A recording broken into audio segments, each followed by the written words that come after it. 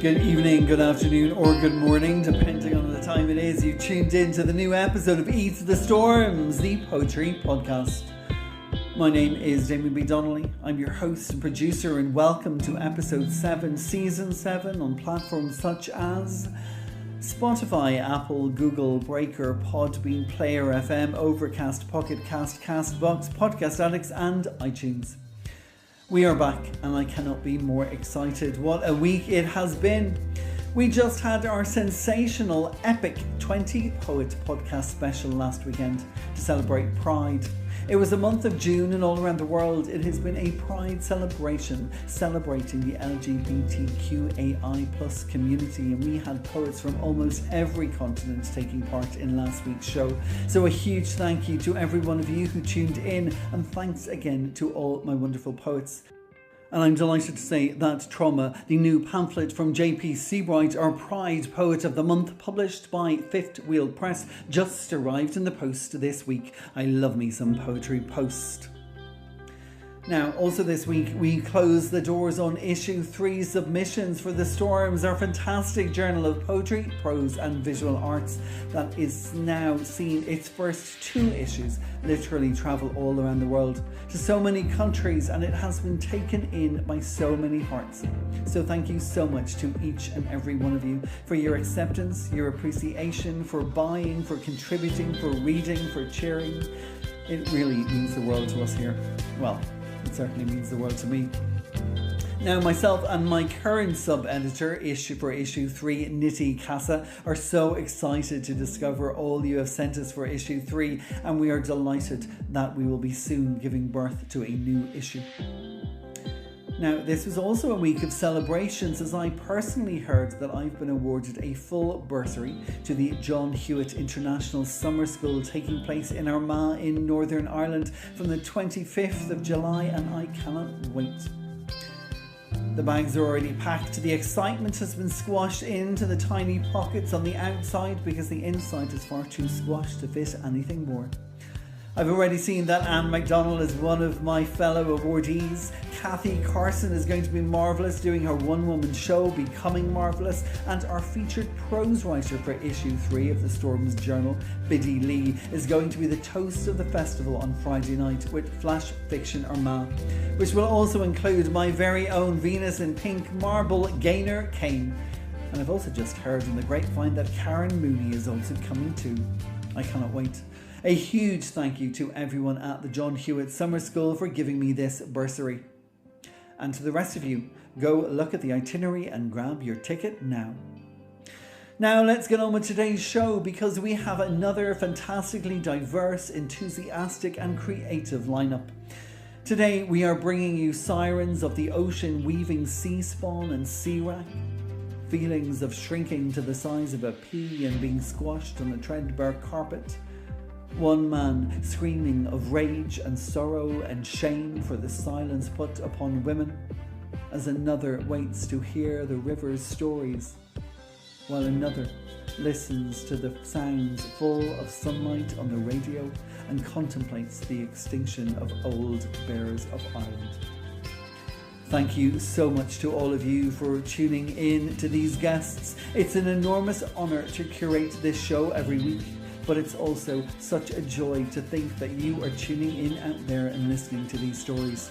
And with that in mind, I suggest you make sure the tea is brewed, the phone is on silent, and the cake has been cut. This is Eat the Storms. My name is Damien B Donnelly, and I hope you enjoy the show.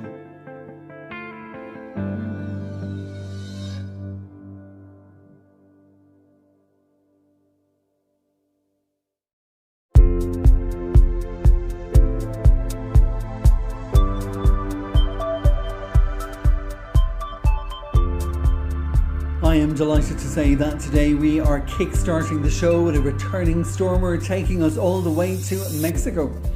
Someone who's used to travelling, as he actually hitchhiked through 17 countries and 35 US states and is now living in Pueblo, Mexico in Mexico. Last time he was with us, he read from schematics and assemblies of the cosmic heart, which was shortlisted for the Faulkner Wisdom Poetry Prize. And aside from poetry, he was also published the novels Mr. Robert's Bones, recently adapted to the screen, and his most recent novel Alice, recently selected for the Innovative Fiction Book Club. Today he's going to share with us poems from his new book of poetry, which is coming very soon, called The Day We Met in Earthly Time. I am delighted to hand you over to the always interesting and equally excellent Gary Gautier. First, let me thank Damien for having me back.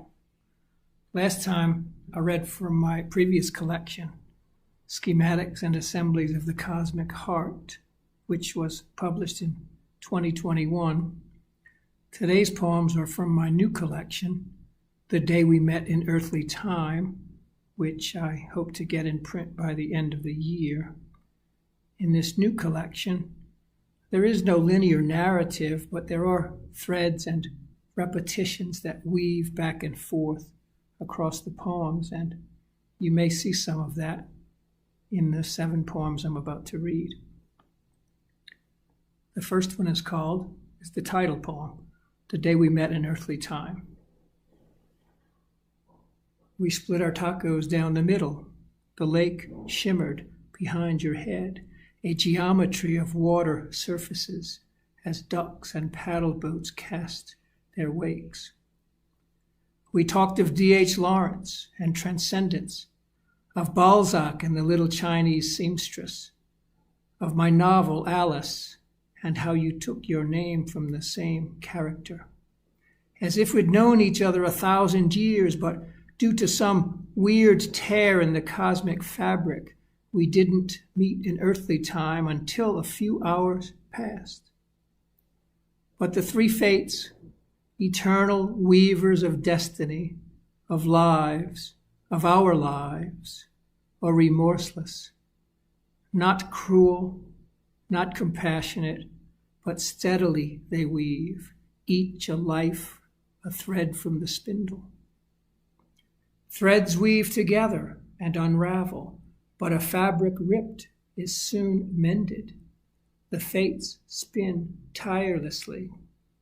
All tears will mend, and our weird tear, the opening on the surface in which we met face to face for a moment, that tear too was mended.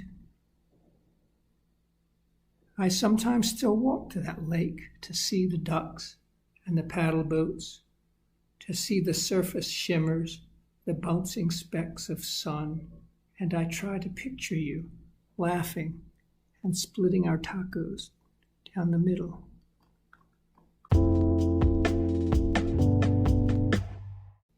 The second poem is called At the Mirador in Noria Alta. Dragons of the earth, flashing red and green and gold, once moved to the galaxies above, cry out. They rage against fate and thrash their tails in a glitter of fiery stars. Sirens of the ocean weaving sea spawn and sea wrack, removed to the same night sky, they rage against time and weep for their watery home and teardrop stars. And we, what have we to do with dragons, with sirens? We who see only the stars, only beauty. We who've lost the exquisite pain of those elemental beings. We have nothing to do but await the next wound, await being ripped aloft from the earth, soothed for now in soft forgetfulness, in the bare beauty of the night sky, where sirens silently weep the more because they cannot weep for us. The third poem today is La Vie en Rose. Swans and apples, balcony breakfasts, skin hunger, a touch, no, a word, no, not even a word, a sound, far away past the cathedral, somewhere in the wind, a sound with just a memory of meaning, of joy, of sadness. La Vie en Rose.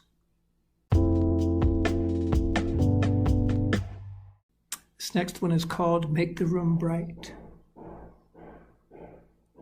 After wine, after friends, in your room pushing back bedtime forever, you strummed songs on your guitar, songs you had written in England, Spain, Greece, Mexico.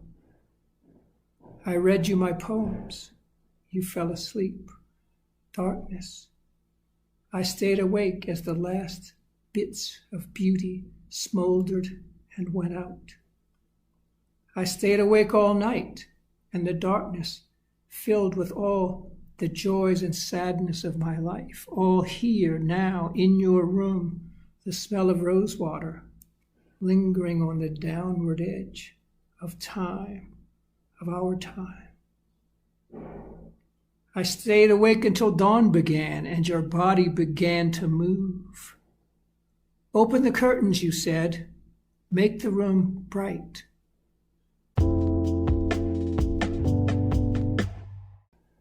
This next poem is Hero and Leander, the Lamp and the Water.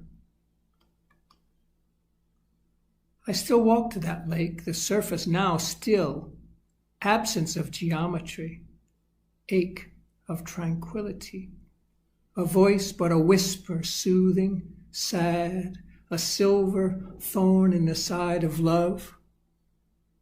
What love creates, need destroys.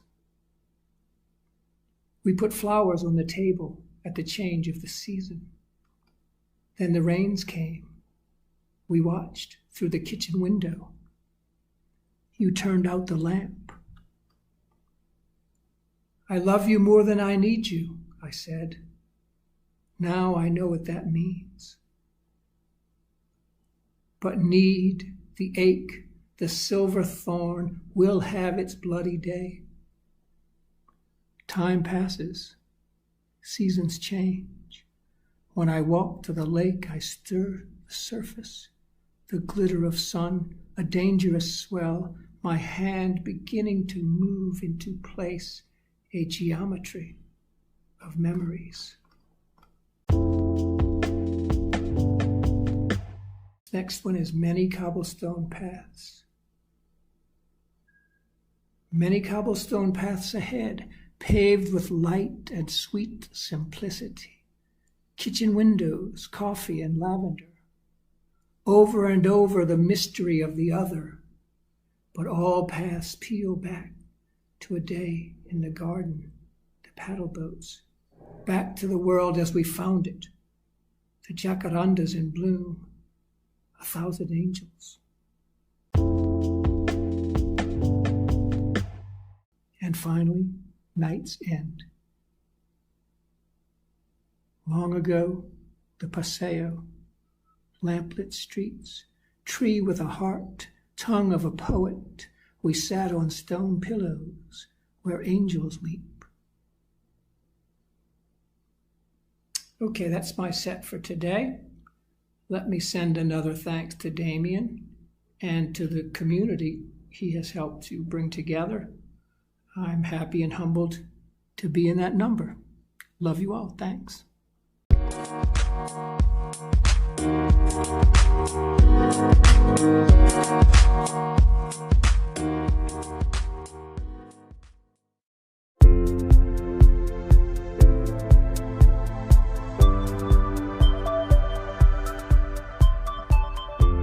Today I am delighted to say that our collection of the week, Dark Angels, brings to the podcast its authors, who are 3 contemporary poets. This is book 1, and it was published by Paikariki Press just this year. And the first of its contributors is coming up right now, and she is a returning guest stormer, someone I discovered, befriended and admired during lockdown thanks to Catherine Ann Cullen and her exceptional poetry prompts on Twitter for Poetry Ireland during lockdown. That was the former poet-in-residence of Poetry Ireland, the baton having now been passed on to the incredible Anne Tannum, and we wish her all the best of luck in that role. Now, back to today. This guest is a Belfast-based poet and a visual artist.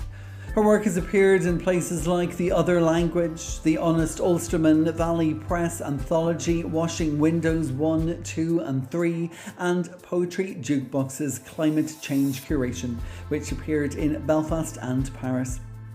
She recently made the shortlist for Poems for Patients and was also shortlisted and commended for the 2022-2023 Coast to Coast to Coast Poetry Competition. She is a professional member of the Irish Writers' Centre and is Vice Chair of Irish Pen. I'm delighted to welcome back to the Poetry Podcast, Thérèse Kieran. Hello, I'm Thérèse Kieran, and I'm delighted to have been invited back to the Eat the Storms podcast. Thank you, Damien, and congratulations on creating such a fabulous poetry podcast. I'm going to read poems from the recently published Dark Angels 3 Contemporary Poets, which is namely myself and the wonderful Rich and John Simmons. This is Dark Angels' first volume of poetry. There will be more, and it's been beautifully produced by Kakariki Press, a stunning letterpress workshop and publisher in London. And the book is available from pikakarikipress.com. My first two poems might be a bit of a clue that motherhood and relationships are dominant themes in my work. My first poem is Poet Mother. She had 3 children, but might have had 10. Velcro babies, toddlers hanging off her hips, 4-year-olds shouting, "Up, up, up."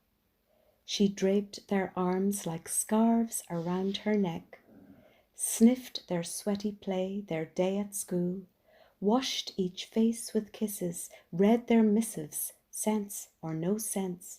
Her intent was always good, better, best. But one by one, just as she'd known, these kids were grown, not gone, but looking down at her, looking up, up, up. And she was stuck, really stuck. In every queue she rocked from side to side, learned that bags, at least 2, were something to hold when walking. Her waking day was filled with absent ache, so she took to carrying books. In the crook of an arm managed several, varied her selection, novellas, new collections, added notebooks, laptops, pens and pencils. She wrapped her arms like ropes around the hard lines and fragile spines until quietly she squealed, "They do not yield, they do not yield," until her head hurt, trying to explain the unplanned yet much wanted arrival of oh so many poems. My second poem is In the Psychiatrist's Waiting Room with my son. I think I might shrink to the size of a pea, roll off this chair onto threadbare carpet where someone is bound to crush me to a pulp. I'm halfway there, mashed, beaten, squeezed, but wonder, how does she do it? How does she listen to swing and moody blues? You'd feel like giving them a shake, but they're already all shook up, and this isn't rock and roll. And now this too hot room is filling with a balloon, swelling up, puffing out, pinning us to walls, and its too thin skin is about to burst. During April 2023, Belfast's Queen's University hosted Agreement 25, a major conference to celebrate the 25th anniversary of the Good Friday Agreement. It was amazing to reflect and look back at how far we've come, even though it might not seem like it at times. But believe me, 25 years of peace have had a truly positive impact to life in the north of Ireland. I've chosen the next 2 poems from our Dark Angels' first poetry book as a reminder of the dark days of the Troubles, times we can never, ever contemplate going back to. The first, story time, recalls a childhood memory, a gun battle between the IRA and the army outside my primary school.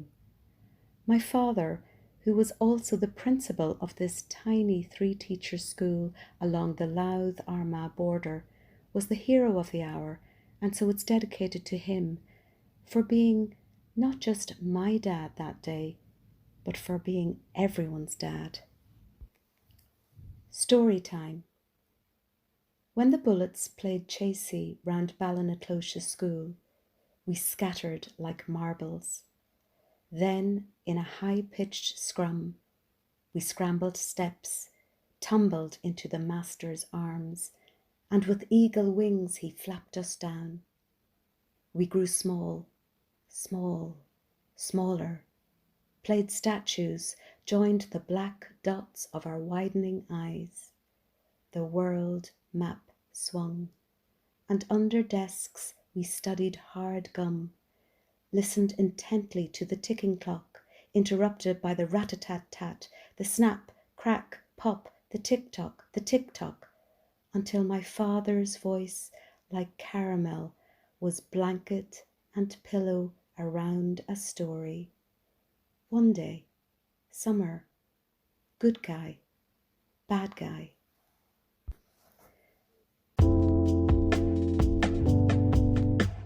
My final poem is dedicated to my daughter Meg, a peace baby, born in 1998, the same year the Good Friday Agreement was signed. Tragically, it was also the year of the Omagh bomb on the 15th of August, which caused the death of 31 innocent people, including unborn twins.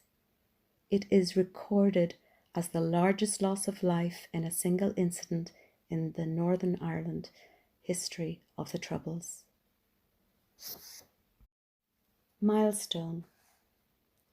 That summer, a Saturday afternoon, my belly blown in the 3rd trimester, I shopped alone in town, covertly squirreling away pink. Don't get me wrong, I'd loved the blue years, but little pink things tickled me no end. When news of the Omagh bomb trickled through, I headed home, and later an arm tucked around my boy, him wedged in, our free arms straps across my belly grounding our tent. She will be 20 this year, and I can still summon the quiet delight of knowing I was carrying a girl. Thank you very much for listening, and thanks again, Damien, for this wonderful poetry podcast.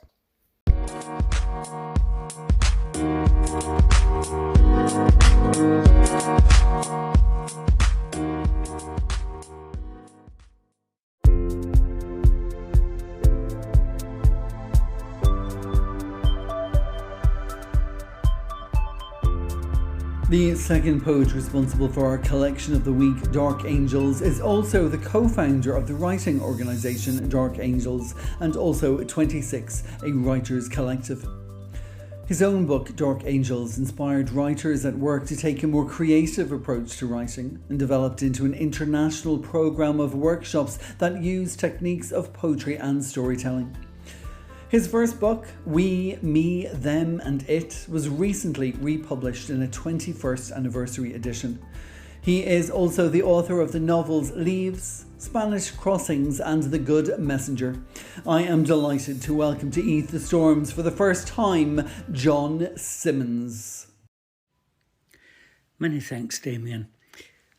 This is John Simmons, one of the 3 Dark Angels poets, alongside Thérèse Kieran and Tim Rich. The first poem I'm going to read is called Suffolk Churches.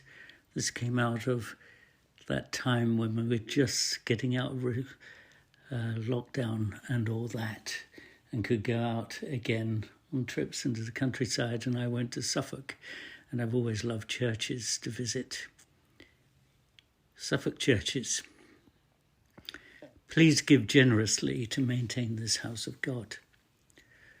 Art is God's gift. These carvings in wood, oil paintings in frames, these stone galleries spanning the vaulted ages, ancient brass beneath our feet, encircled by glass windows stained. I wish to save this place, not for God, but for those people of the future, so they too can feel something deeper than the paper pages of a Sunday best Bible in chains. A spirit is in this place, whatever that might be. It drifts in the air like incense, dust motes on the streams of sunshine, floating through the glassy images of angels and saints. Something inside me kneels, something inside me genuflects, something like bread on my tongue, something like wine on my lips, something that I yearn for, something that I resist. I sit on the pew, as others have before, through quiet centuries of meditation, my hand resting on the glory of wood, while my eyes read stories of joy and pain. Outside, I tread the grass between gravestones, grey stones splattered with yellow splashes of lichen, words worn away by time and weather, by loss and wind and rain, as if a careless painter had wandered through, unable to resist making an impression. Spare a coin, they seem to say, a thought for the nameless who lie beneath this grassy earth, as well as those like Eliza, Thomas, and Ada, who proudly wear their names. Above, in the sky, so high it seems not to move, a bird of prey rests on a canvas of blue, as if placed there by the hand of a bygone child who once made a painting.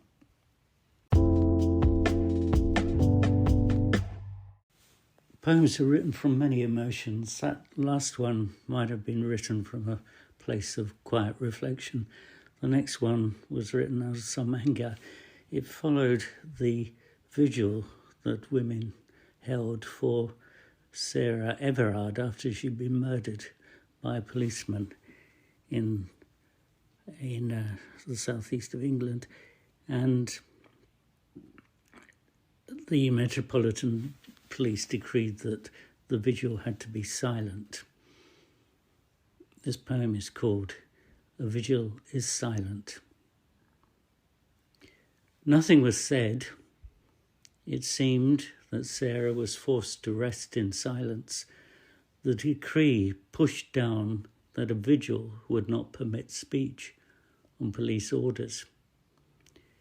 Women protesting would be manhandled to the ground. The thought stirred, uneasy as the wind rippling through the crowd, that Sarah must have been manhandled to the ground on police orders, speechless. So now I sound a silent scream of rage and sorrow and shame at my own sex, for they said there was nothing to be said that would make things seem better for Sarah and those countless other women silenced. So nothing was said, but in my head I screamed these words: another woman was dead, another woman was dead, another woman was dead. The next poem was written the day after a Monday morning rubbish collection, and it's called Dear Planet. I decided to write you a letter of sorts while taking a walk down the street. The bin men had been yesterday, and today there was excess mess refusing to be cleared. So here are 4 discarded face masks, 3 empty shopping bags drowned in pavement puddles, a penny, a few cigarette butts, 1 kiss by red lipstick, the slammed door of a failed relationship, a plastic straw, weeds pushing between paving stones, a single cardboard box, paint tins rusted out of doors, the brush of an urban fox slipping between the bins, the busted flush of cards thrown in the charcoal ash of a burnt-out barbecue grill, an overflowing skip of a life carelessly smashed, the split bag of decaying fruit and peelings, spilt feelings that couldn't be kept inside, family secrets with nowhere to hide. Not wanting to be swept aside, nature sheds a tired fall of leaves, scattered pale straw lingers long after the summer street party. Ragged crows peck at rotten things to eat, a brown paper bag with wasted sandwich. Blown on the wind, a suppressed scream of anguish. Oh, the will to do better, the desire to turn unwanted litter into a hopeful letter. Last poem is called Where Will We Go?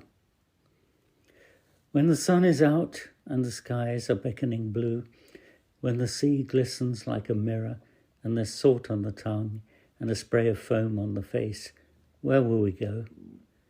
When the light goes out on the moonless sky's midnight blue, when night's creatures peer in through windows and there's a coin on the tongue and a spray of flowers on the body, where will we go?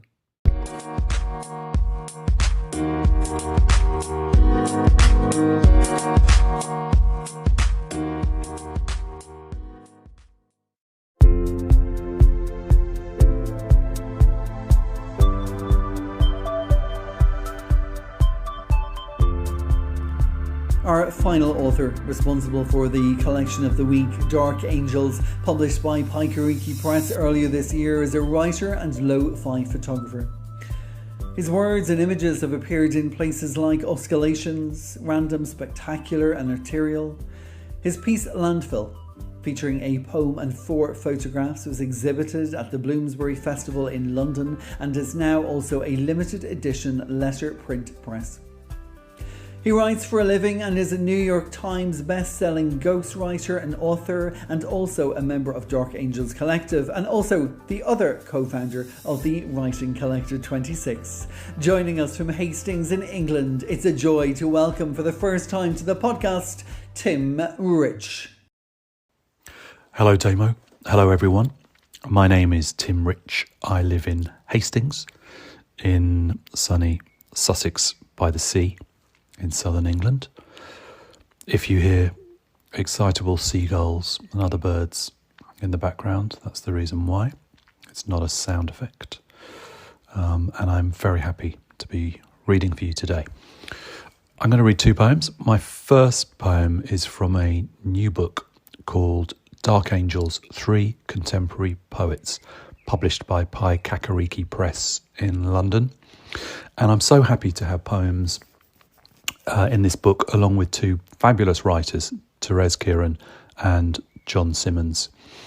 I've chosen this poem from the book because I absolutely love it when a poem takes on a life of its own. And in this case, I found out that readers had been sharing it with friends and family of theirs who had moved home.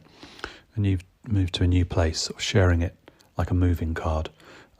So this poem is called Occupied.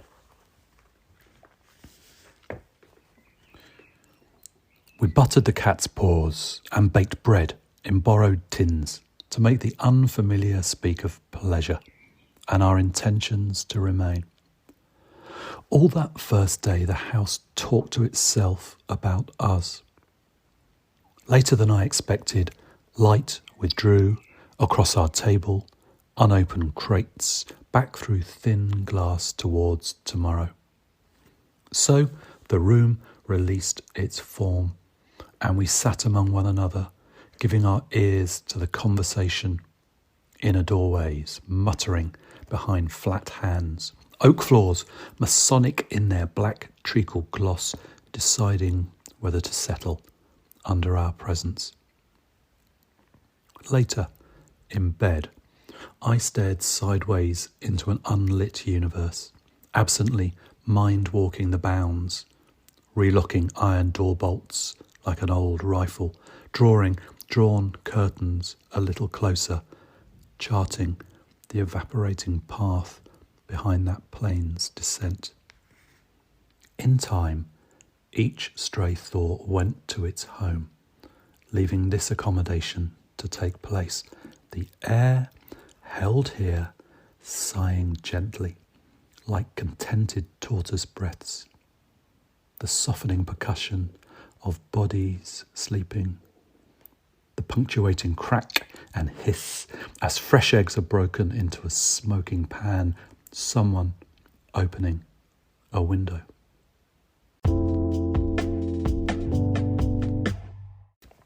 The second poem is new.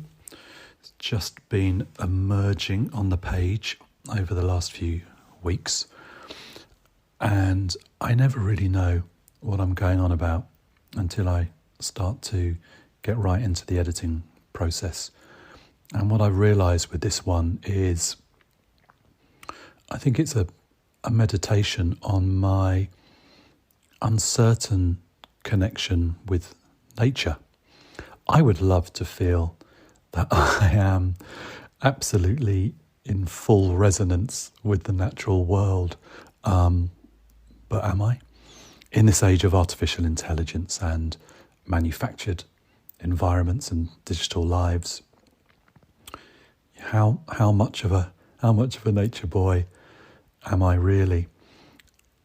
I think also there might be a sub-theme in here about some of the magical thinking that goes on in terms of other places in our life. As well as being English, I'm also a little bit Irish. Do I have a romantic feeling about the other places? I also love Greece. Do I have unrealistic romantic connections with Greece and ideas around Greece? So I think there are a few different themes in here. This poem is called The Extinction of the Wild Bears of Ireland.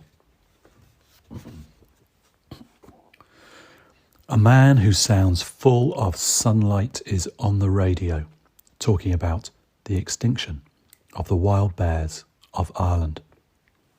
To be honest, I wasn't paying much attention, but that line, the picture it drew, 2 wild bears, earth brown, both taller than a van, each eye glinting like water in a well, noses raised towards an uncertain evening, all about some rain-fresh world, velvet meadows, blessings of firethorn falling onto claw-marked paths.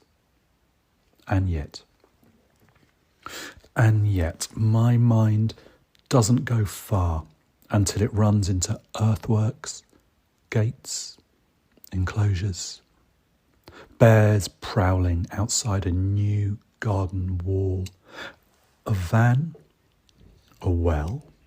It's like my imagination was born in a stable and my thoughts remain gathered within a field. Is there really anything wild left in any one of us?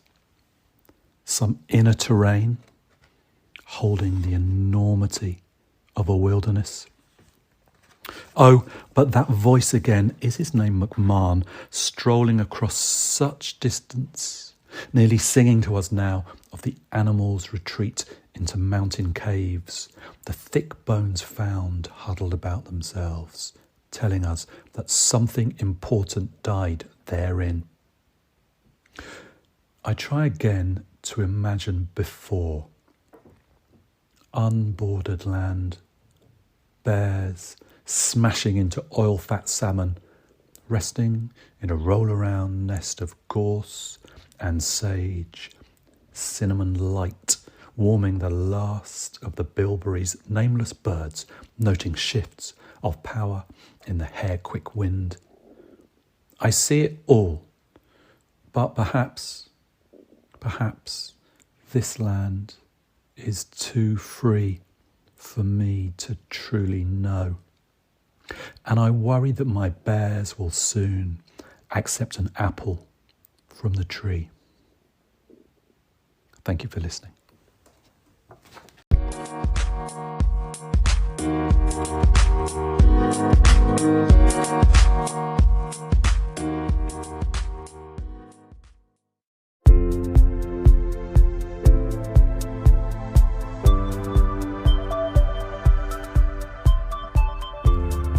For our final port of call today here on Eat the Storms, we are headed to Berlin in Germany for a 24-year-old poet, originally from Trim here in Ireland, who's also lived in Paris, where he studied fine art at Les Beaux-Arts. He has been writing for several years, although he's been known more for his visual art creatives. But now he is currently expanding his literary pursuits, and predominantly within the medium of poetry. Today it is a feast of first-time stormers mingled with two fantastic returning guests. For the first time to Eat the Storms, please sit back in the company of Alan Monahan.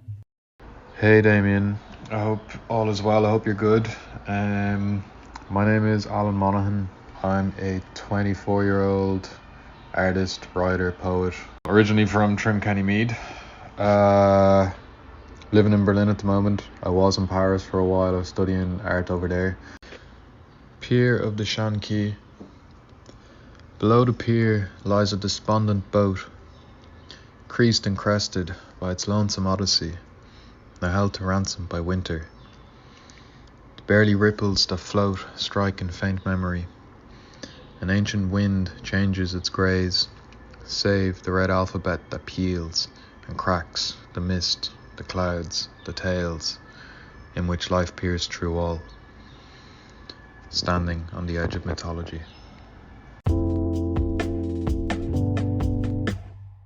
Skated nation. So many people touched to be touched, stitched into a caress like a train along its infinite tracks that rides the skated nation, seen out blockaded windows. The train stops and the cabin clap of disembarkment. The solo traveller, disemboweled of their connection, as empty as the Shiriko's piazza, his destination. Standing by a statue, a dear companion, resigning in flamboyant expression, but again unmatched. So he resides into the illuminating shadows. Let the eyes of emptiness lay bare. For some slow minutes he catches his breath and uncreases his frown, now stuck to the repellent that punges the air. Every escape goes north, as do watchtowers, mutually isolated, neutral to the ground. With each step climbed, independence unblurs, echoed sentiments recede at his feet, his Achilles a basin of strength, magnetized to the summit, closer to the clouds and their power of reflection. The shrieking wheels cry of a stale truth. Black smoke fills the sky below the blue, as that train pulls up to a place now known, yet untouched, as it is sacred. Empathy defaced by mere relation. Another soul, another piazza, eternally separated by their shared journey, basking in sun and isolation, life rendering and a life reminded, authority owned by those looking down. The train mourns west and moves quick from the east, dancing and whining and joking and lying, windows blessed with their acceptance. But a hesitancy sits solemn in his eyes. The train will come again, another destination untold.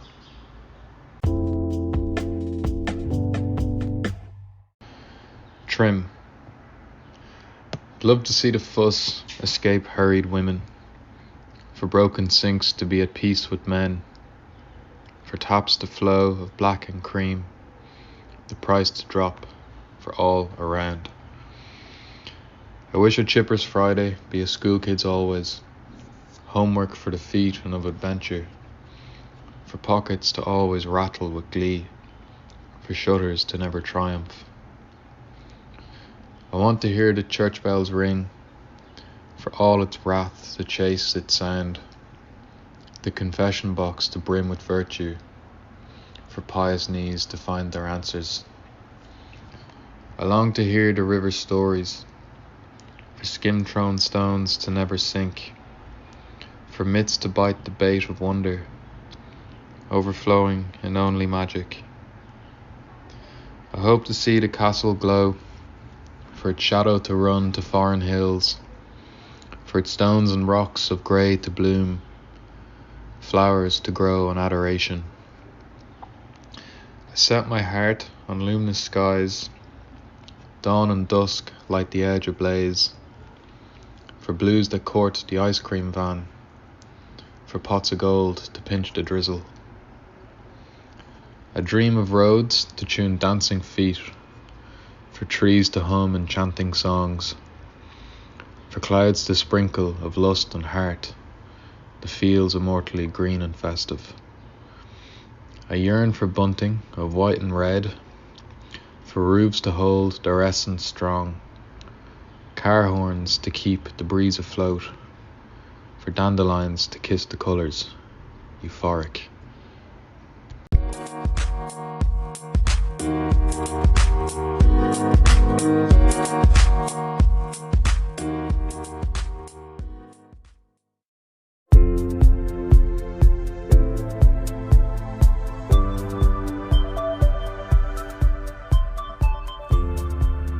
Now, before we finally finish this evening, I'm going to leave you with 3 poems. Recently, I've been working on a series of phrastic poems inspired by various artists and their paintings, and actually inspired by one of John's poems today, particularly in reference to the siling of Sarah Everard's vigil. I'm going to read a sequence that is called During and After the Break. They are inspired by 3 paintings by Stanley L. Reckless, and the first one after his painting Silence, Surreal Landscape. In this painting itself, it depicts 3 female figures in the foreground, looking back over a lake towards a landscape of fields with green smoke rising from it, between the mountains, and there is a path that they appear to have taken that seems almost laden with raspberries. This poem is called Verdant Smoke and Red Berry on the Early Path, Out, Over, Away. They left under veil, laid berry underfoot, plump of path recalling form before being was crushed like grape, like lung depleted of air. On the far side of chains, a lake spread itself out as tar, between their trail and the thought of ever going back. Before slipping from frame, they regarded the tattoos of the other side, tingle on skin from buckle, blade, blunt, force of unquestioning custom. Envious of fast foot, their staid sisters burnt their belongings, removed trace and every reminder of their own inability to run reckless. They'd left under veil, berry underfoot, plump path impossible to track a print. On the far side of the bed, breath raged in masters, inflamed by broken chains. The second poem is inspired by the painting by Stanley L. Reckless called After Evening.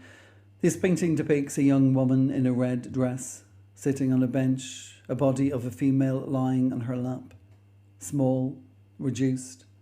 Another female to her left, her head covered in hair, crying. Behind her there is a red trunk of a tree reflecting a burning city in the distance. This poem is called Red, Alone on the Other Side. On a bench, after the break, chest still ablaze. Red refuses to regard their remains. You can plan a path, a passage, an exodus, but not all participants can keep up with the pace. In a valley, after the veils, she burrows a bed for broken berries, releases their veins upon the bark, tucks them down into the earth, soil to soothe the skin. She will leave them later, walk on from their bodies, buried far from where they once were burned alive in darker beds. And the final poem is inspired by Stanley's painting New Hope Penna. This is an entirely different painting. It is of a landscape, a stream flowing towards the foreground. On either side, the banks rise up and are filled with snow, leading out to a cottage in the distance. Soft roof comforted by more snow. Simple, serene, silent. This poem is called When You Find Your Own Soldiers. Eventually, everything settles. Surge into stream, house into home, snow into soil that will melt by noon, and will take with it the tracks that led you here, and the possibility of being brought back. Cold can be cleansing. Exhale and watch the breath dance on the open air. Remember, you are not dead, done. All the rest is for dust. The trees can be soldiers to shade your summer, heat the winter of your fire. On the other side of leaving, all it takes is to unpack your fear, toss it in the fire someone else started. The snows will cover the rest.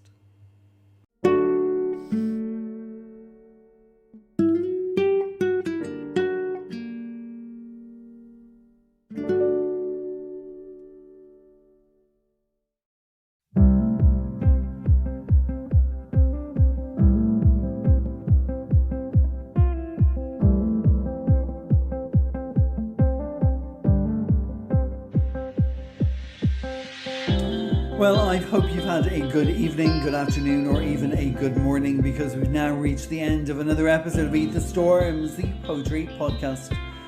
Thank you so much for joining us here today. My name is Damien B Donnelly. I've been your host and producer, and let me tell you that this show every week is put together with enormous gratitude to all the poets who take part.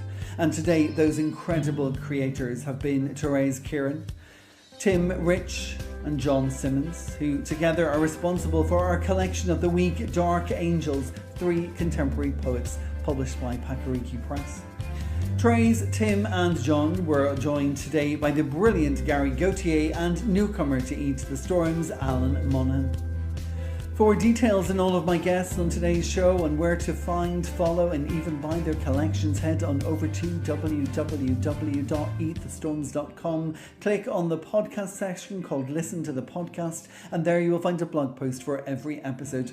And in that blog post you will find links to bios, social media handles, websites, places that you can find, follow and be their friends.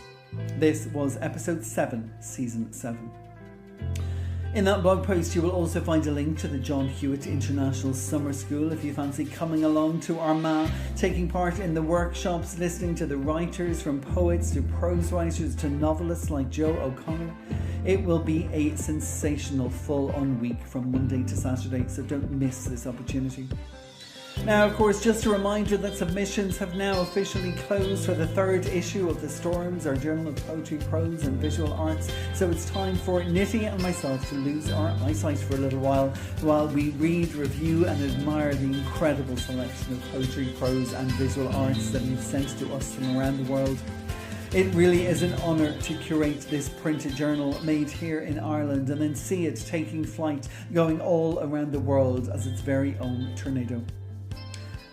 Once again, congratulations to Anne Tannum, who has just stepped into the role of Poet in Residence at Poetry Ireland, filling in the fantastic shoes of Catherine Ann Cullen, who was there for the past 2 years, and now Anne is taking the reins, bringing the platform right out into the community and onto the streets. That's it from me for today. I'm off to do the final edits on my second full collection, which will be coming out next year, and the closer it gets and the more real it becomes, the more excited I get, especially because I get to work with a new editor and publisher who's already absolutely brilliant. More details on that coming very soon. For now, that's it from me. I've been Damien B Donnelly. This has been Eat the Storms. Until next time, take care of yourselves. Eat, drink and write, write and write. And of course, as always, stay